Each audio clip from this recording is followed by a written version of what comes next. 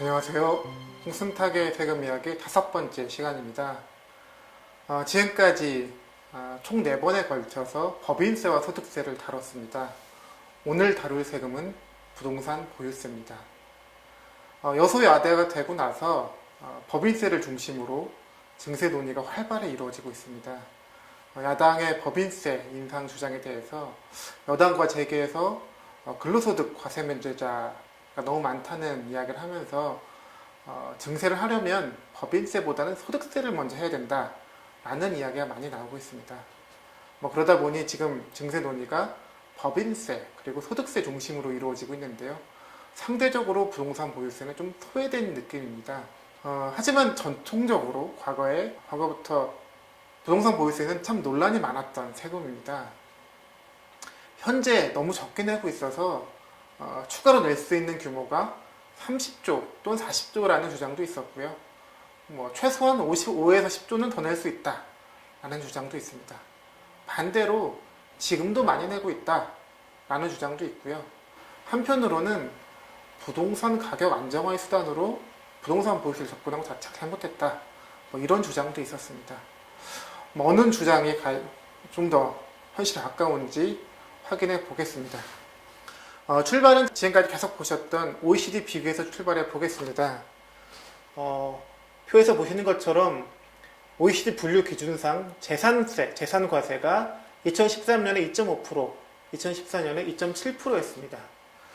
OECD 평균이 1.9%이기 때문에 0.6%에서 0.8% 차이가 납니다. 0.6%, 0.8%는 GDP 규모를 고려하면 10조 원에 해당하는 금액입니다. 10조 원만큼 더 내고 있다. 이렇게 보면 보유세가 과하지 않나 생각이 들기도 합니다. 근데 OECD 세금은 총 5개 분류로 나눠져 있는데요. 우리나라에는 국세 14개, 지방세 11개, 총 25개의 세목이 있습니다. 이 25개 세목이 어떻게 분류되고 있는지 한번 살펴볼 필요가 있습니다. 재산과세에 보면 전통적으로 당연히 재산세라고 알고 있는 지방세에 있는 재산세, 그리고 국세에 있는 종합부동산세 말고도 상속증여세, 증권거래세, 인지세 이런 세금들이 포함되어 있습니다. 결과적으로 재산과 관련되어 있다고 해서 분류가 이렇게 되어 있지만 우리가 부동산 보유와 관련된 세금을 다룰 때는 관련이 없는 세금이죠. 좀 달리 놓고 볼 필요가 있습니다.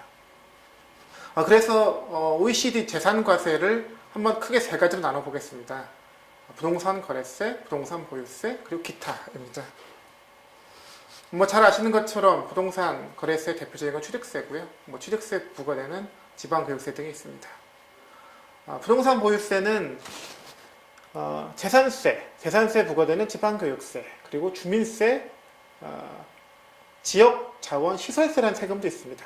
그리고 종합부동산세에 부과되는 농어촌 특별세, 이 모두를 포함하는 게 부동산 보유세라고 할 수 있고요. 기타로는 상속증여세, 인지세, 증권거래세 이런 것들이 포함될 수 있습니다. 이런 기준으로 한번 재분류를 해보면 2013년에 35조 원 정도, 2014년에 40조 원 정도 됩니다. 그런데 이 중에서 보유세에 해당하는 금액은 2013년에 11.8조, 2014년에 12.5조가 됩니다. GDP와 비교하면 0.8% 수준입니다. 상대적으로 OECD 평균 보유세 숫자는 1.09%입니다.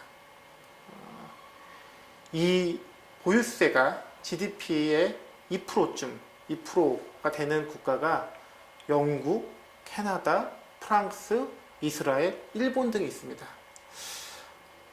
우리나라가 GDP 기준으로 보면 평균 정도? 평균보다 조금 아래 정도라고 되는 것 같습니다. 그래도 12.5조 작은 숫자는 아닙니다. 이 숫자가 크다고 생각할 수도 있고 GDP 0.8% 많다고 생각하실 수도 있습니다. 그런데 이 재산과세를 GDP와 비교하는 게 어떤 정책 목적에서 적합한지 아니면 그 부과의 기준이 되는 재산가액을 기준으로 판단하기 적절한지 한번 고민해 볼 필요가 있습니다. 사례를 통해서 한번 살펴볼 건데요. A국가와 B국가가 있습니다. 두 국가는 GDP가 동일한데요. 1,500대로 동일합니다. 상대적으로 A국가는 부동산이 비싸서 부동산 시가총액이 9,000조라고 가정해 보겠습니다. B국가는 3,000조로 가정해 보겠습니다. 이 두 국가에 대해서 모두 부동산 시가총액에 대해서 1%로 부동산 보유세를 부과한다고 하면 A국가는 90조, B국가는 30조가 됩니다. 이것을 GDP 비율로 계산해 보면 A국가는 6%, B국가는 2%입니다. 좀 A국가가 높지 않나 생각이 들기도 하는데요. 그래서 한번 부과 기준을 바꿔보겠습니다. 이번에는 GDP를 기준으로 1%를 부과해 봤습니다.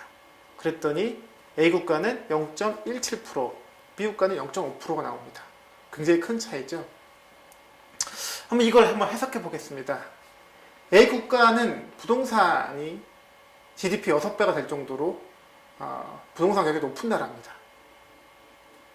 그런데 부동산에 돈이 몰리는다는 의미는 다른 말로 하면 돈이 생산적인 곳으로 흐르지 않고 비생산적인 곳으로 흐른다는 의미가 됩니다. 이 부동산 가격을 좀 낮출 수 있는 세금이 필요한데 GDP 기준으로 부과하다 보면 시가총액과 비교하면 0.17%의 세금밖에 부과가 안 됩니다. 가격 안정화의 기능이 없습니다. 상대적으로 시가총액 기준으로 부과하면 이 세금이 많은 것은 부동산 가격이 비싸기 때문입니다. 부동산 가격이 비싼 만큼 세금이 많이 부과되는 것이고요. 달리 표현하면 가격을 낮출 수 있는 가격 안정화의 기능이 있습니다. 두 방법 중에서 부동산 가격이 높은 국가, A국가 타입에서는 GDP를 기준으로 자꾸 생각하면 안 되고 시가총액을 기준으로 판단하는 게 좀 더 적합합니다. 한국은 어떤지 상황을 살펴볼 필요가 있는데요. 살펴보기에 앞서 간단하게 PIR 개념을 한번 살펴보겠습니다. PIR은 Price to Income Ratio의 약자고요. 통상적으로는 계산 방법이 여러 가지가 있는데 중위 주택 가격을 중위 소득으로 나눠서 산정합니다. 2015년 국민은행이 발표한 자료로는 우리나라의 서울의 PIR은 9.4 정도 나왔고요. 상대적으로 UN 인간정주위원회에서 권고하는 적정 수준은 3에서 5 정도 됩니다. 이렇게 비교하면 우리나라가 좀 높은 감이 있는데요. 사실 PIR은 반론이 좀 많습니다. 한계로 보면 PIR의 개념은 소득이 같으면 부동산 가격이 같아야 된다는 논리를 가지고 있습니다. 그런데 토지 면적이 다르다고 하면 토지 면적이 다른 만큼 인구 밀도가 높을 거고요. 희소한 자원인 부동산 가격이 오를 수 있습니다. 동일한 소득이어도 부동산 가격이 다른 것이 당연할 수도 있다는 의미가 됩니다. 이건 사례로 좀 살펴보면 좀 더 이해가 쉬운데요. 역시 두 국가입니다. 두 국가인데 GDP도 같고 인구도 같은 나라를 가정해 보겠습니다. 다 똑같은데 토지 면적만 한쪽의 절반입니다. 그러면 인구 밀도가 2배가 되고요.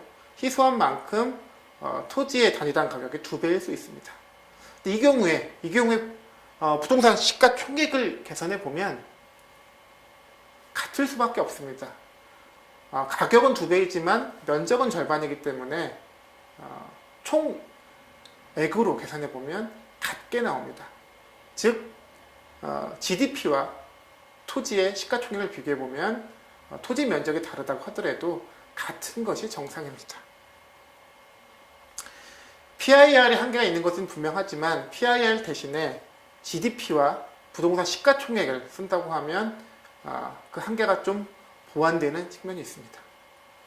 만약 GDP와 부동산 시가총액 기준으로도 어느 한 국가의 비율이 높다고 하면 그 국가는 부동산 가격이 지나치게 높고 자금이 비생산적으로 곳으로 흐른다는 의미를 해석할 수 있습니다.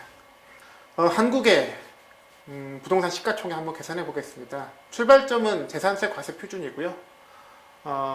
재산세 과세 표준을 공시지가로 먼저 환산을 합니다. 이 부분은 공정시장 가액 비율을 환산하면 되고요. 그 다음에는 실거래가와 공시지가의 비율, 실거래가 반영률로 실거래가를 계산할 수 있습니다. 이렇게 계산해 보면 과세분 과세 표준이 약 3천조, 비과세를 포함하면 4천조고요. 공시지가는 과세분이 4,500조, 비과세를 포함하면 6천조입니다.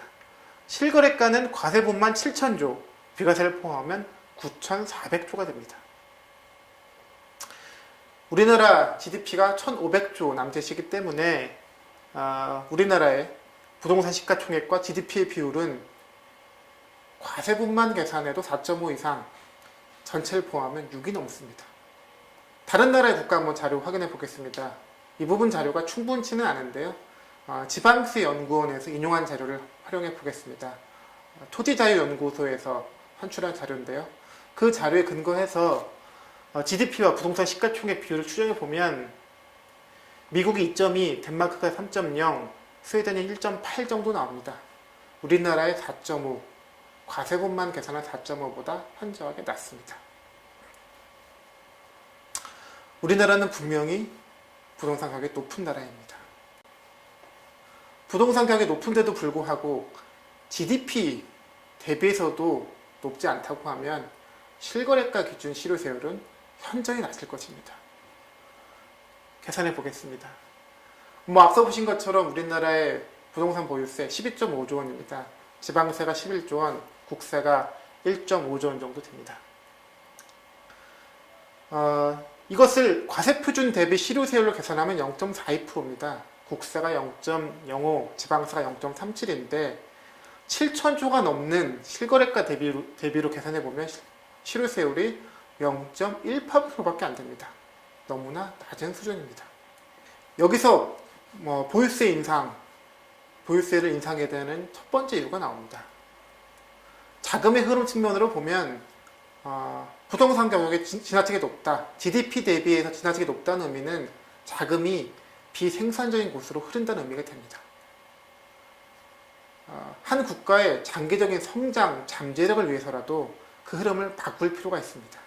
부동산 보유세를 올려서 자금이 토지, 건물, 이런 부동산이 아니라 생산적인 곳으로 흐르게 해야 됩니다. 그런데 우리나라는 GDP와 비교해서도 다른 나라보다 보유세 비율이 낮습니다. 실거래가와 비교하면 현저히 더 낮은 거죠. 이런 것들을 종합하면 우리나라의 보유세는 대폭 강화하는 게 필수적인 과제가 됩니다. 이렇게 부동산 보유세가 적은 이유는 이명박 정부의 감세에 있었습니다. 이명박 정부는 법인세뿐만 아니라 부동산 보유세도 큰 폭으로 감세를 했습니다. 감세 방법은 세율 그리고 공정시황가액 비율 두 가지에 있었는데요. 간단히 살펴보면 재산세 세율을 낮추고 과세표준 구간도 상향 조정했습니다. 종합부동산세 세율 최고세율 인하는 훨씬 더 폭이 큰데요. 주택의 경우 3에서 2%, 종합합산토지의 경우 4에서 2%, 별도 합산토지의 경우 1.6%에서 0.7%, 적게는 3분의 1, 많게는 절반으로 줄였습니다. 공정시장가액 비율, 공시지가를 얼마나 반영할까의 비율인데요. 원래 계획대로라면 현재는 모두 100%가 되었어야 됩니다. 하지만 이명박 정부는 2009년 이후로 동결시켰습니다. 그래서 현재 공정시장가액 비율이 주택의 경우 60%, 나머지는 70%, 종합부동산세도 80%에 머무르고 있습니다. 이명박 정부의 감세 조치를 원상회복하면 어느 정도의 증세가 가능할지 한번 계산해 보겠습니다. 계산은 간단하게 그리고 최소 추정을 했는데요. 공정시장 가액 비율을 100%로 하고 재산세 세율은 그대로 두고 종부세, 종합부동산세 세율만 1.5배 적용했습니다. 과표 구간이 올라갈수록 적용된 세율이 올라가는 것을 고려하지 않았기 때문에 최소 가능한 한 적게 추정한 결과입니다. 현재 12.5조의 보유세를 내고 있는데 이렇게만 해도 20조 원의 보유세를 부담해야 됩니다. 증가되는 폭만 해도 7.5조 원에 해당합니다. 현재 기준으로 하면 60%의 증가가 필요한 건데요. 이 정도 증가한 사례가 있을까? 이렇게 증가한 세금이 있을까? 걱정이 좀 되는데요. 있습니다. 잘 아시는 것처럼 2015년 담배세 3.6조 원이 증가했습니다. 원래 내는 세금이 6.9조 원이었기 때문에 증가율로 계산하면 51%입니다. 부동산 보유세 지금 12.5조 원 부담하고 있는데 1단계로 우선적으로 그만큼만 올린다고 하면 6조 원 증세 가능합니다. 물론 이명박 정부의 감세 조치 원상회복 못하지만 이것도 의미 있는 증세가 될 것 같습니다. 잘 아시는 것처럼 담배세는 2015년뿐만 아니라 2016년에도 급속히 증가하고 있습니다. 담배세가 증가하는데 부동산 보유세 추가로 증세할 수 있는 여력이 없을까? 좀 궁금합니다. 지금까지는 공시지가를 기준으로 했는데 사실 우리나라 공시지가는 실거래가를 반영하지 못한다는 단점이 있습니다. 만약 실거래가를 기준으로 우리가 부동산 보유세를 부과한다고 하면 어느 정도나 될지 계산해 보겠습니다.